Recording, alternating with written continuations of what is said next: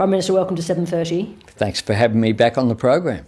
Will Senator Payman still be in the Labor Party at the end of this week?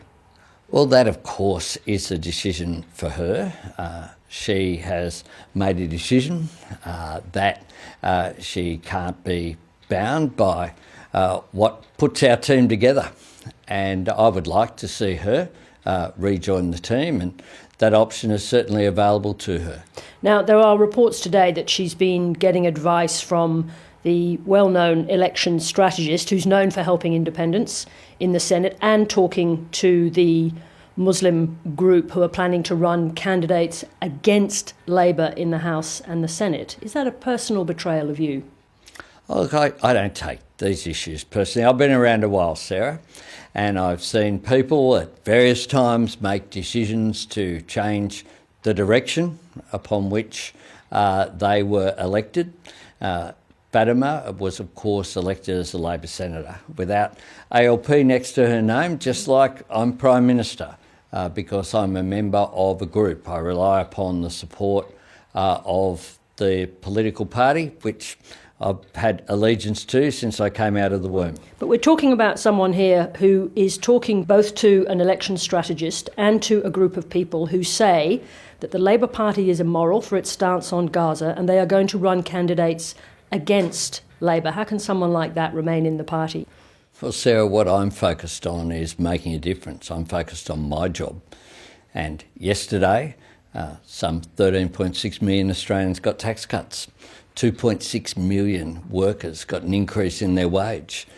If paid parental leave got extended by 2 weeks, every household got $300 in energy bill relief.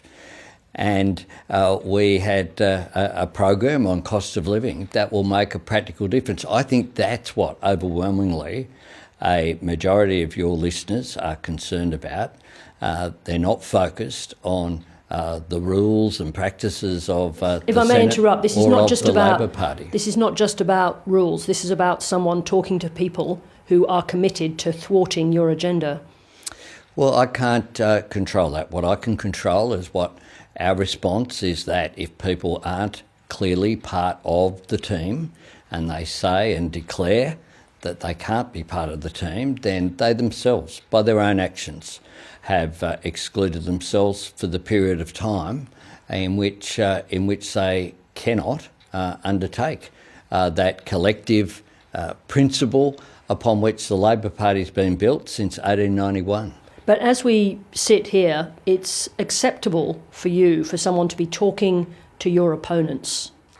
Well, clearly it's not acceptable, which is why Senator Payman has been suspended from participation in the caucus. But since that suspension, she's now talking to people who are committed to unseating Labor members. Sarah, the idea that this happened just in the last 24 hours is, I think, not what has occurred. Well, clearly, just explain that to us. So what has happened here?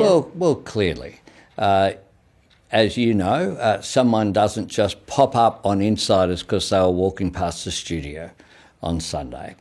Now, I asked for an explanation of why, what the motivation of that was.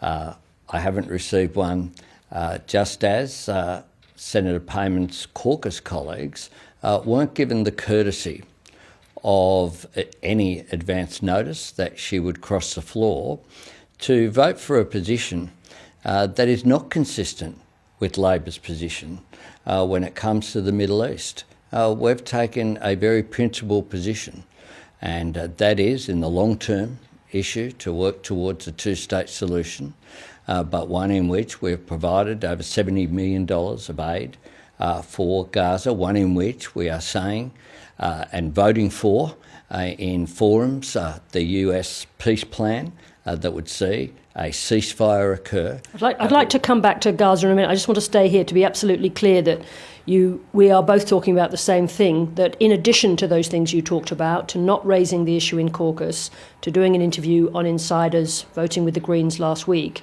it's now being reported that Senator Payman is speaking to your direct opponents, people who have said they want to unseat Labor members at the next election. Well, Senator Payman is responsible for her own actions. Can someone like that remain in the Labor Party? And is accountable for it. Well, Senator Payman has been suspended from participation in the caucus. I think it is unfortunate, because if you want to actually create change in whatever direction, you need to be part of a party of government. Senator Payman had the privilege of being elected as a member of a party of government, and it is a pity that she has chosen not to participate as a team member. At no stage has there been anything raised in the caucus by Senator Payman, for example, about our policy on the Middle East. How long do you think she's been having negotiations like these with other parties who are I'm not opposed to you? focused on it, Sarah. I've got a big job. And when I was door knocking in Melbourne, small businesses in the electorate of Deakin on Saturday, or when I was in the electorate of Holt or Gellibrand over the weekend as well, what Australians were talking about is how to get cost of living relief, what was happening with our tax cuts, what was happening with their jobs. What Australians talk to me about is climate change and the need to have clean energy rather than Peter Dutton's thought bubble of nuclear energy that's uncosted, untested. They can't say really how many reactors, how many gigs will be produced. And indeed, these are all the things that you wanted to be talking about in this last week of Parliament. And that is what I'm talking about. You may have been talking about that on doorsteps, but all through this week you've been talking about Senator Payman. But let me put the question to you. No, we haven't, Sarah. Just a slight correction there. Sir? What we've been talking about is what we've delivered on the 1st of July, on our plan for a stronger economy, on our plan to deal with the opportunity that comes with dealing with climate change, not just the challenge that it represents. On gender equity, we've seen the gender pay gap close to the lowest amount ever. The swearing in of the new Governor-General, Sam Mostyn, that represents really a contemporary person to occupy that office. I thought Her Excellency's speech was outstanding, her first speech as Governor-General. That's what I've been focused on. I know some of the commentariat are obsessed by this. I'm not. What I'm obsessed by is making a difference to the people who need government to make a positive impact on their lives. Let me just put it to you in this way, because this goes to what happens at the next election, so it's of immediate and salient interest to you. The group that Senator Payman has reportedly been talking to are angry that you haven't responded strongly enough to the invasion of Gaza. The question is this: how worried are you about the electoral impact of a movement like that? I think overwhelmingly Australians don't want conflict brought here, but we have taken a principled position in accordance with Labor principles since we came to office. We reversed the decision about moving the capital to Jerusalem. We changed the nomenclature of Gaza and the West Bank to the occupied Palestinian territories. We provided increased aid to Palestinians, but we have consistently supported a two-state solution. The problem with the motion that was moved by the Greens is it forgot to mention Israel. And a one-state solution, whether it is Israel or Palestine, is not in the interests of Israelis or Palestinians. So we have mourned every single innocent life which has been lost in this conflict. Are you concerned that Labor is out of touch now with the priorities of the young, diverse candidates that it wants and needs to attract? Well, Sarah, we have 104 members of our caucus and 103 people supportive of the road in which we have taken on this issue. I understand that for many members of the Jewish community, as well as members of the Palestinian or Islamic community as well, this is a really difficult issue, and there's a great deal of passion involved as well. But the role of the Australian government is to represent Australia's national interest, to represent as well a principled position, and a principled position isn't to see things as just one side or the other to cheer for. It's to think about what role Australia can play in not just dealing with the immediate, which is why we voted for a ceasefire, which is why we increased aid, which is why we continue to call for hostages to be released, which is why we voted for increased Palestinian representation. Let me ask you this question, which is an extension of this. Do you really think that voters would mark you down for going to a NATO summit in Washington while they're struggling with cost of living issues? No. Then why aren't you going? I'm not going because we're not members of NATO. You went to the last two previous meetings. I went to the last two. And said they were important. And they were, and it is. But you've changed your mind. Why have you changed your mind? No, I haven't changed my mind. Did you never say you were going to go? No. We never accepted the invitation. We were considering what was before us. When I went to the first NATO summit, it was an opportunity for the first time to meet many world leaders. So your presence is no longer relevant or useful? No, I didn't say that. I'm just pressing you for time to understand why you made this decision. And we then went to the Ukraine. When I went to the NATO summit that was held in Lithuania, I went via Germany to sign $1 billion deal. Other countries are sending their leaders. For manufacturing.